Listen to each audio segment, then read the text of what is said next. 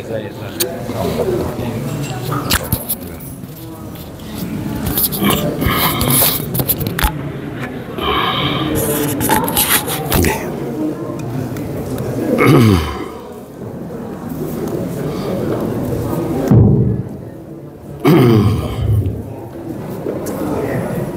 Assalamualaikum warahmatullahi wabarakatuh. Alhamdulillah alladzi arsyadana ila dinih wa akramana min sairil umam bi nabiyyih wa 'allamna al-islam wal iman bi mannihi wa karamih. Allahumma salli wa sallim ala sayyidina Muhammadin miftahi babi rahmatillah adada ma fi ilmillah salatan wa salaman daimain bi dawami mulkillah wa ala alihi wa sahbihi wa man wala amma ba'du. Yang saya hormati segenap pengurus Masjid Al-Mu'minun, mudah-mudahan mereka semua senantiasa mendapatkan ridha daripada Allah, mendapatkan syafaat Nabi Muhammad sallallahu alaihi wasallam yang telah berupaya untuk membantu agamanya Allah, syiar agama Allah, dan mudah-mudahan mereka semua diampuni semua dosa-dosanya, amin ya rabbal alamin. Hadirin kaum muslimin rahimakumullah, kita untuk meneruskan kitabul adab ya, supaya kita tahu adab, etika, akhlak, apa yang dilakukan oleh Nabi, mulai dari tidurnya, cara berpakaiannya, semua nanti di sini diatur oleh Rasulullah SAW. Sebab orang yang berpegang teguh tahu terhadap sunnahnya Nabi, dikala banyak orang yang melalaikan. Kata Nabi Muhammad, man tamassaka bisunnati inda fasadi ummati falahu mi'atu ajru syahidin. Niki dawuhnya Nabi Muhammad sallallahu alaihi wasallam. Apa kata Rasulullah? Orang yang tamassaka bisunnati. Tamassaka ini artinya senantiasa segala keadaannya berpegang kepada sunnahnya Nabi.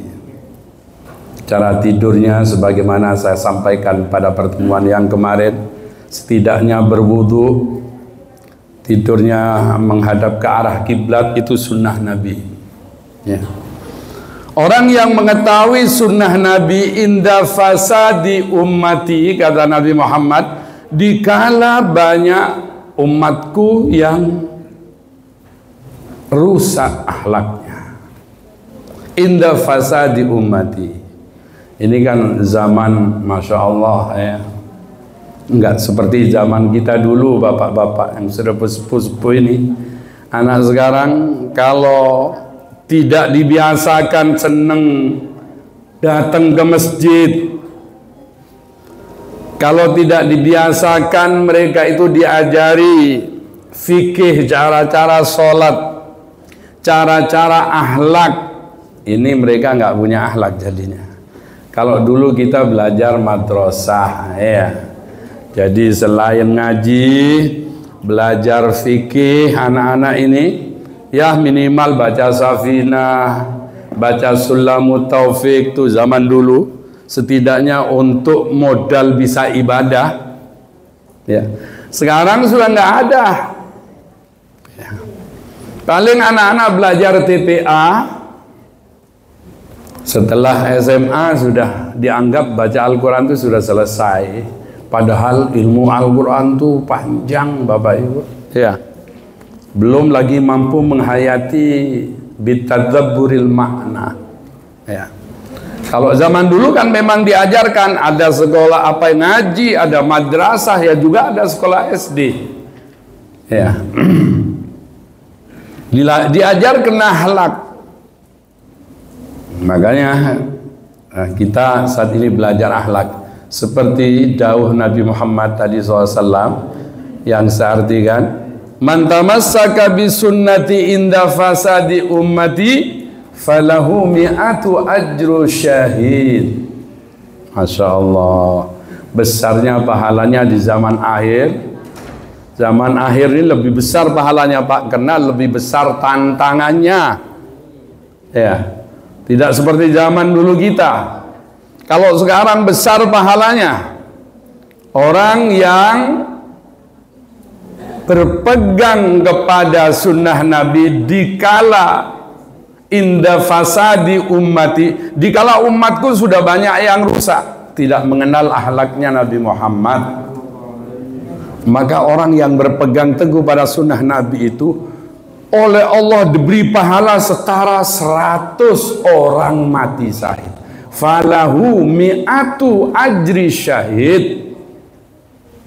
Bapak nggak perlu perang ya, pakai pedang zaman dulu, nggak perlu perang seperti ikut perang Uhud. Tapi Bapak kalau pegang pada sunnah Nabi ini oleh Allah diberi pahala setara 100 orang yang mati syahid. Falahu mi'atu ajri syahid. Nah, makanya perlu kita mengenal adab-adabnya Rasulullah. Kapan kita boleh tidur dan kapan boleh kita tidak boleh tidur. Ya. Satu contoh nanti di sini ada hadisnya. Orang yang tidur habis asar, setelah asar tidur Bapak. Kadang-kadang orang habis kerja kan, ya sudah belum sholat asar langsung tidur, mungkin kecapean. Ini kalau dilakukan terus-terusan kata Rasulullah, orang itu akan mengalami penyakit, bukan hanya stres, lebih dari stres, yaitu bisa gila Pak. Dan ini ada hadisnya. Orang yang membiasakan tidur setelah asar, ya walaupun sudah sholat asarnya, ya walaupun sudah sholat asar, ya akan tapi para hadirin tidur, ya setelah sholat asar tidur, ini orang itu akan menyebabkan alam, kata Nabi Rasulullah, alamun itu adalah penyakit yang berat, stres. Di atasnya stres lagi, yaitu orang itu akan majnun, at-taghayyar. Makanya jangan seneng tidur setelah asar, ya. Setelah asar kalau tidur itu tidak dibenarkan di dalam agama, ya.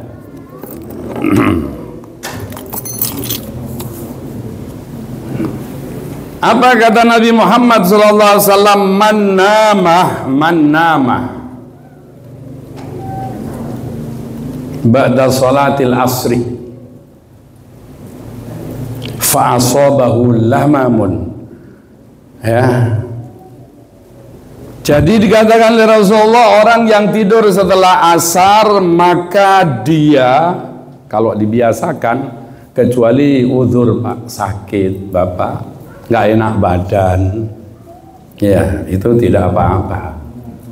Iya, katanya habis minum fik ini, saya tadi minuman ya untungnya nggak mudah tidur ya.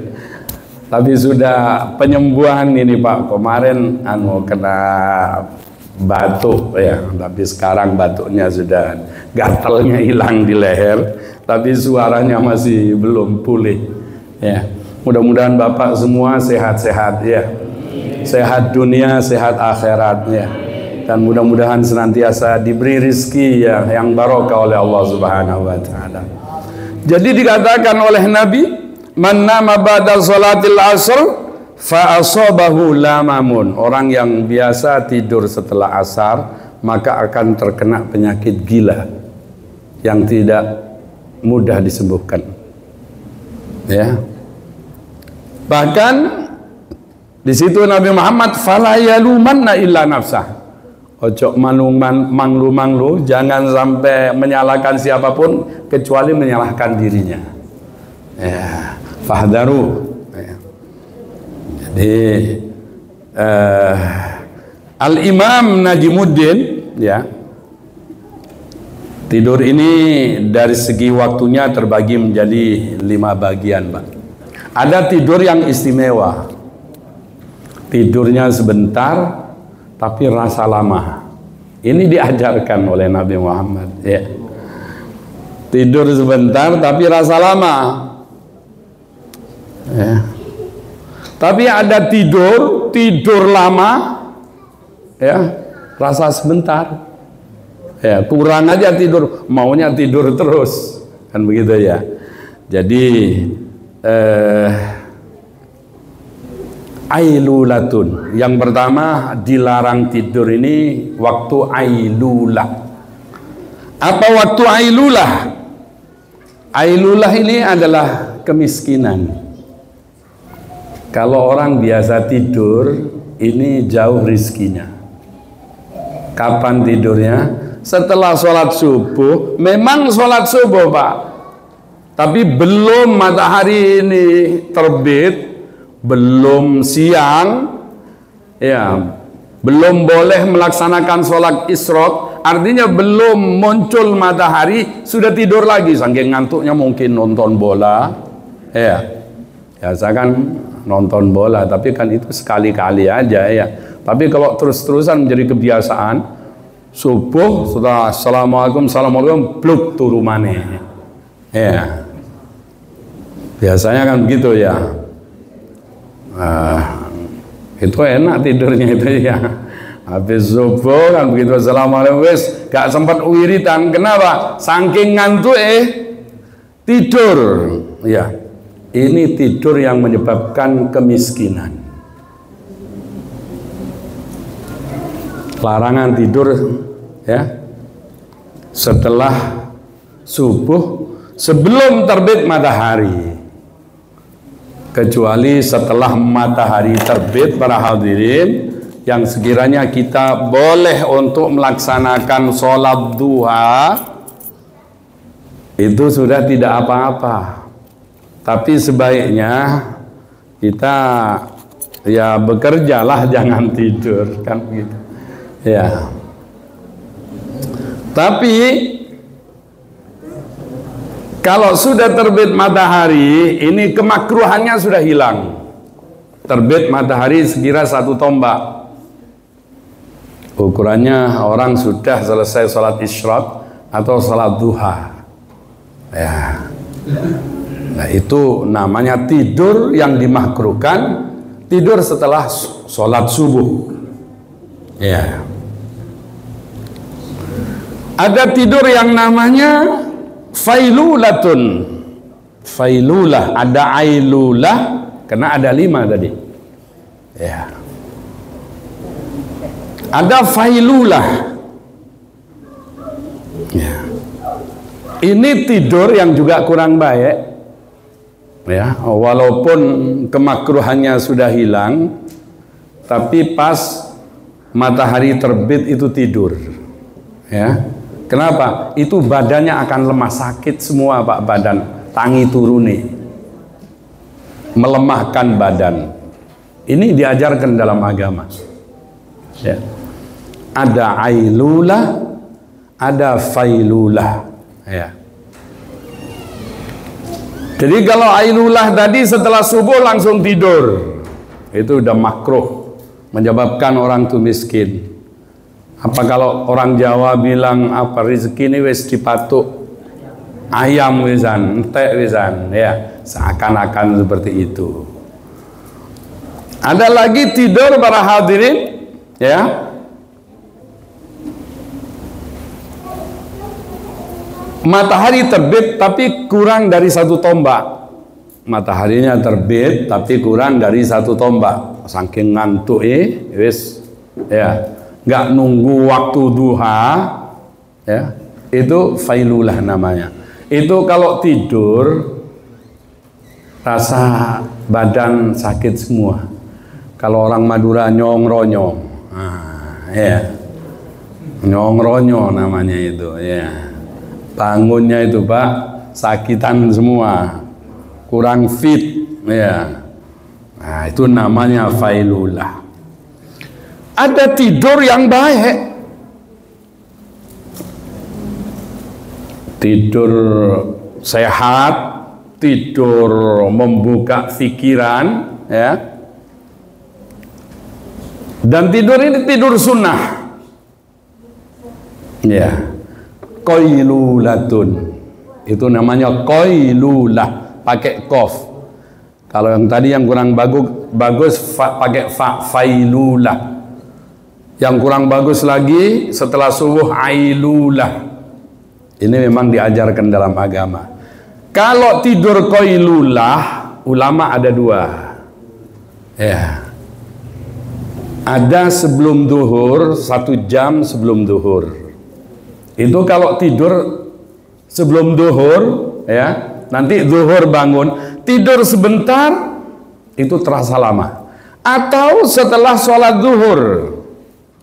Setelah sholat duhur, ya, tidur istirahat setelah sholat duhur, ya, 1 jam terasa sampai 5 jam tidurnya, Pak. Jadi tidur antara jam 11 sampai jam 12 itu bagus. Atau setelah sholat duhur tiduran 1 jam, itu seakan bisa 5 jam sampai 6 jam. Jadi rasa lama tidur sebentar, namanya tidur qailulah. Sebentar rasa lama, ya, itu tidur sunnah namanya. Ya, ya. Kayak Sukron Makmun, ya, pernah cerita, ya, kebiasaan beliau ini, beliau kan umurnya lebih 80 sekian begitu, Pak, ya. Tapi masih sehat beliau pidato, ya. Sukron Makmun Jakarta. Kebiasaan beliau ini tidur sebelum zuhur sebentar, antara setengah jam atau 1 jam. Memang sudah terbiasa seperti itu. Jam 11 tidur, baru setelah zuhur beliau bangun untuk melaksanakan sholat zuhur. Ya, makanya beliau sehat, ya. Dan tidur itu akan menguatkan qailulah ini, sholat nanti di malam harinya, ya.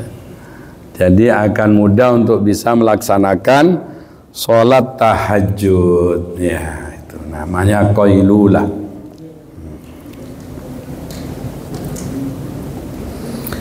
Ada yang namanya hailulah.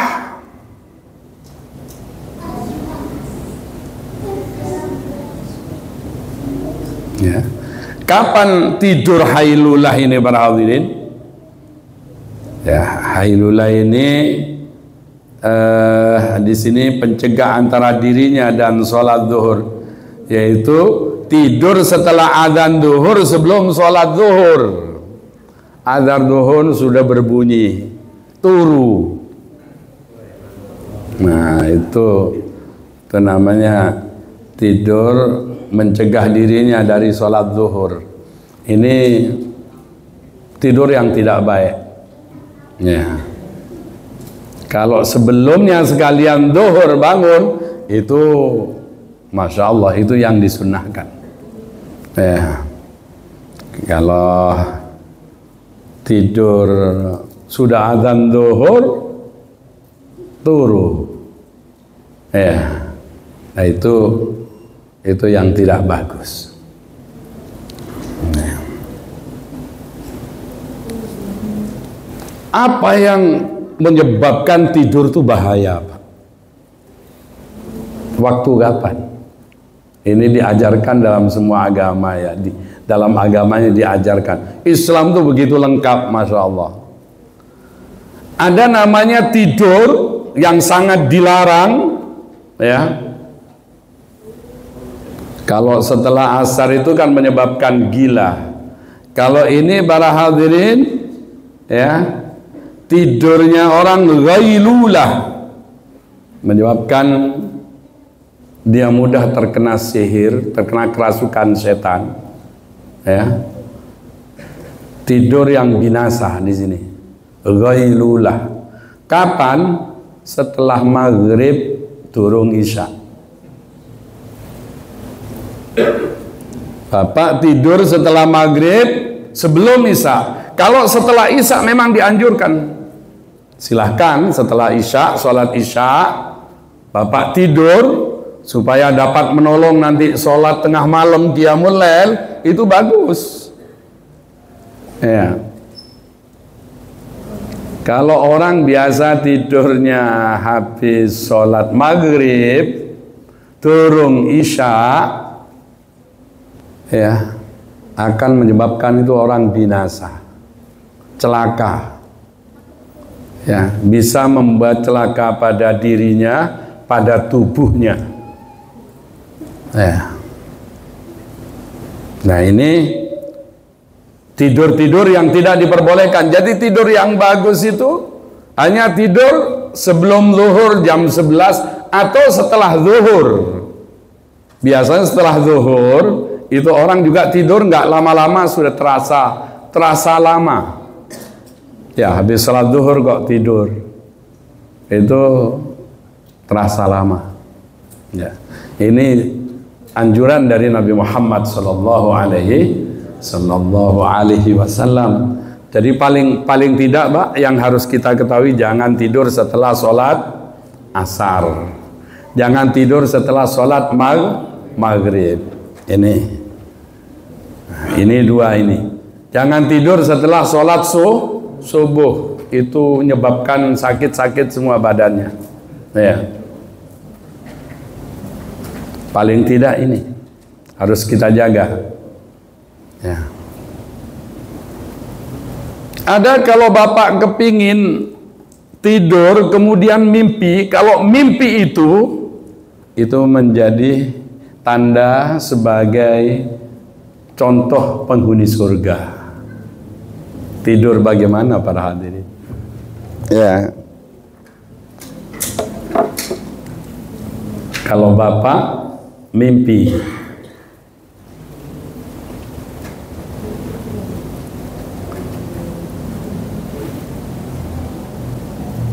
kalau mimpi itu Bapak adalah mimpi dalam kebenaran dan sebagai pertanda bahwa Bapak insya Allah pasti akan menjadi penghuni surga. Kira-kira Bapak pernah mimpi ini kira-kira? Mimpi siapa? Mimpi melihat Nabi Muhammad sallallahu alaihi wasallam. Kira-kira di masjid ini ada yang mimpi ketemu Rasulullah. Ini kita nggak boleh, kalau memang nggak pernah mimpi, ya jangan bilang pernah mimpi. Kalau memang pernah mimpi Rasulullah, katakan tidak apa-apa. Ada kira-kira para hadirin. Sebab itu orang beruntung. Gak gampang mimpi Nabi Muhammad. Apa ibu-ibu pernah ada yang mimpi Rasulullah? Belum ya. Mudah-mudahan ibu-ibu, bapak-bapak di sini pernah mimpi Rasulullah. Ya. Karena ini ada hadisnya para hadirin. Rasulullah ini tidak bisa digantikan dengan setan. Kalau mimpi Rasulullah itu benar Rasulullah. Ya. Jadi man ra'ani fil manam fasayarani fil yaqdah, kata Nabi Muhammad. Ya. Kalau orang tuh mimpi aku, kata Nabi Muhammad, siapapun mimpi aku, maka itu benar melihat aku. Beneran itu. Hadisnya sahih. Kalau ada yang mimpi Rasulullah, maka mimpi itu bukan sekedar mimpi, bahwa benar memang ketemu dengan Nabi Muhammad. Karena Nabi Muhammad itu tidak bisa diserobot dengan bayangan setan, Mbak. Ya. Kalau bapak-bapak mimpi artis bisa. Karena artis, setan bisa masuk jadi artis. Betul apa enggak itu, Pak? Iya. Iya. Kalau Nabi Muhammad tidak bisa, para hadirin. Loh, Nabi Muhammad tuh Pak, nggak seperti kita. Umpama ada jalan di terik matahari, ini tidak ada bayangan Nabi Muhammad tuh. Kalau kita kan ada bayangannya, ya. Nah ini ya ada bayangannya Pak. Nabi Muhammad nggak punya bayangan tubuhnya.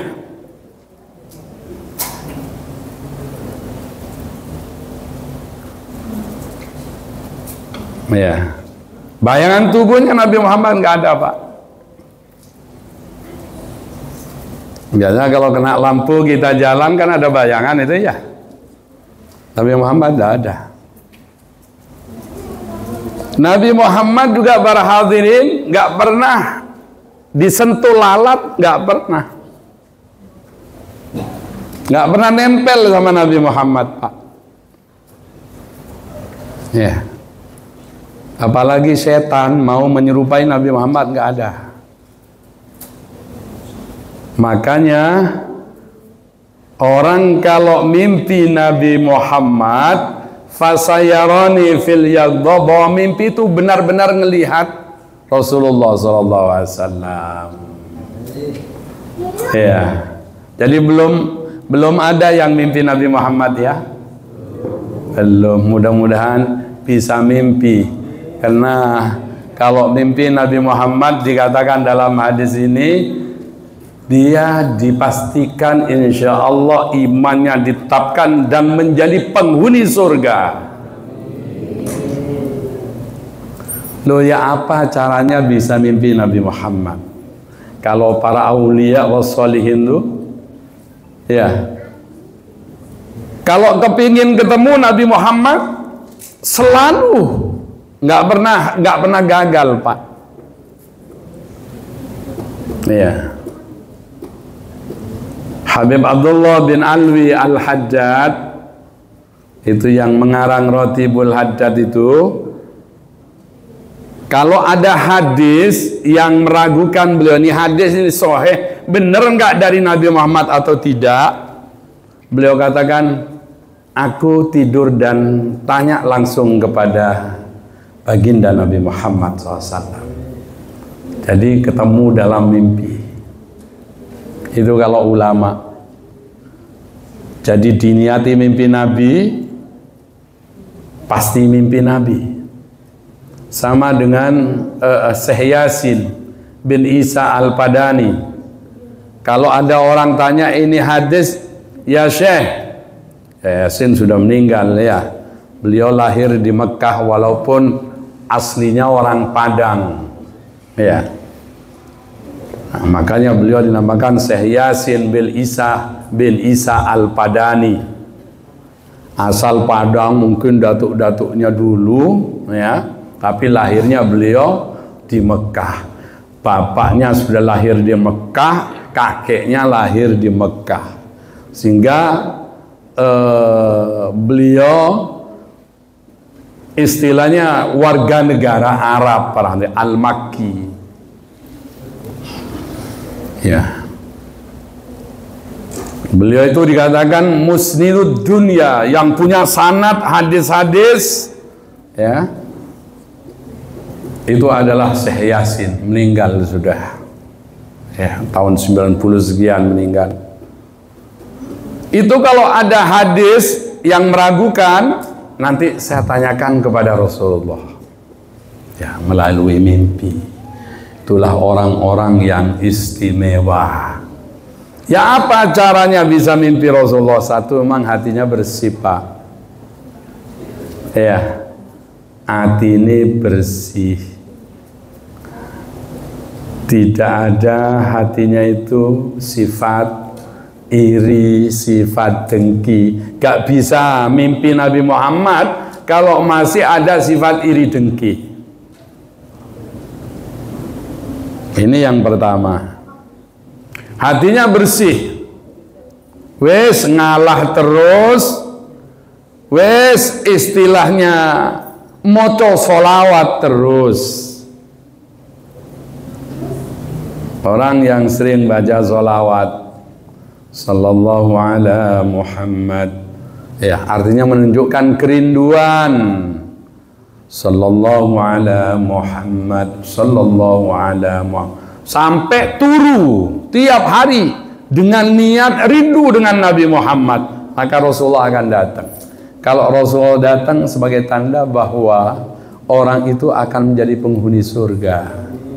Ya, mudah-mudahan kita semua amin ya rabbal alamin. Karena kata Sayyidina Abu Bakar, Bapak Ibu, ya, man balaghal arba'ina min umrihi, barang siapa sing umuri 40 tahun wisan, umur 40 tahun, walam yaglib khairuhu syarrahu, akan tapi kebaikannya tidak lebih dominan daripada keburukannya, masih seneng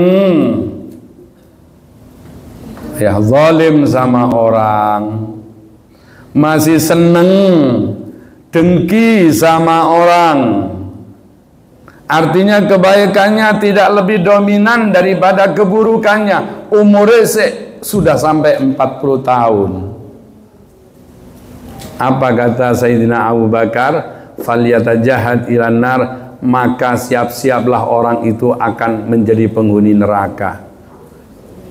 Umur 40 tahun sudah, sisa berapa? Kemudian kalau kita kalkulasi ibadah kita satu hari ini berapa menit atau berapa jam, tidurnya sudah 8 jam lebih para hadirin. Terus kongko-kongkonya sudah berapa jam? Jadi 24 jam ibadah kita itu nggak ada 1 jam. Ibadah kita hanya nggak sampai setengah jam.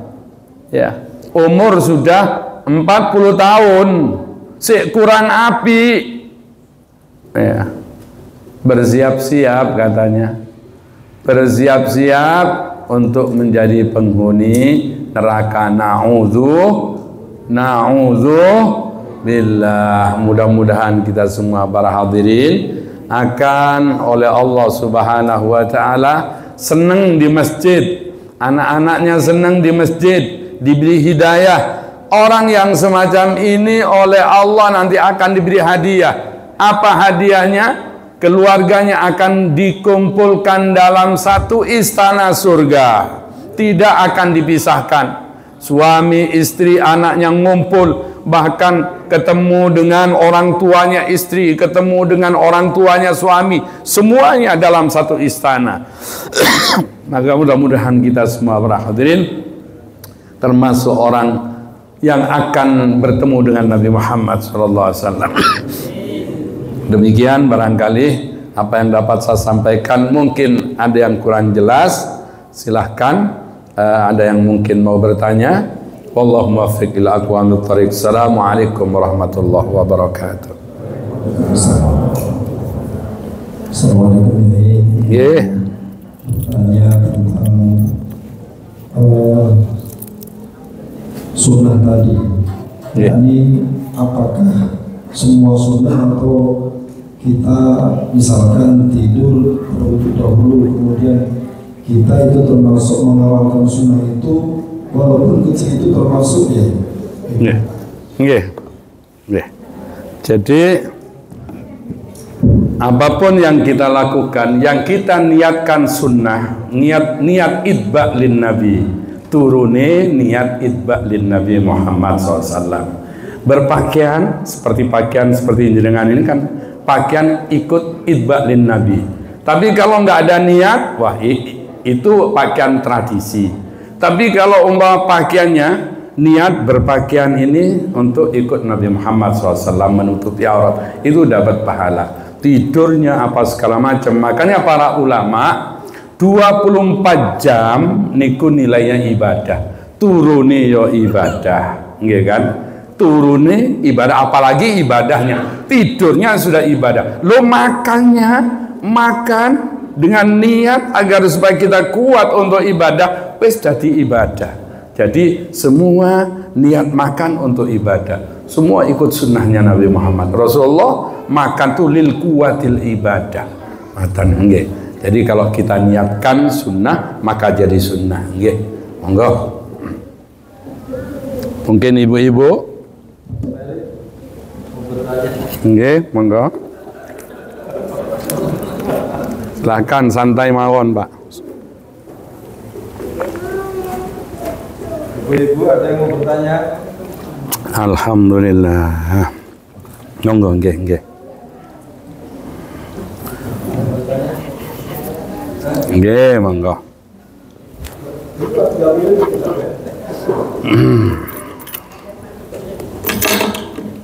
Apa donga, Mbun? Nggih, monggo donga. Mugi-mugi barokah nggih.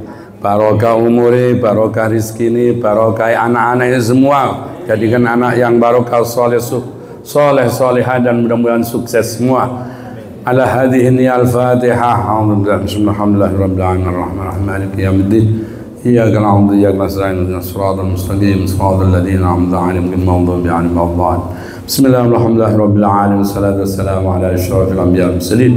اللهم لا سهل إلا ما جعلته سهلا وأنت تجعل الحزن إذا شئت سهلا اللهم إنا نسألك العفو والعافية والمعافاة الدائمة في الدين والدنيا والآخرة اللهم صل على سيدنا محمد صلاة تكون لكل عسر يسرا ولكل هم فرجا ولكل ضيق مخرجا ولكل داء دواء ولكل سقم شفاء ولكل حاجة قضاء وعلى آله وصحبه وبارك وسلم ربنا آتنا في الدنيا حسنة وفي الآخرة وقنا عذاب النار والحمد لله رب العالمين والله موفق لأقوام الطريق السلام عليكم ورحمة الله وبركاته.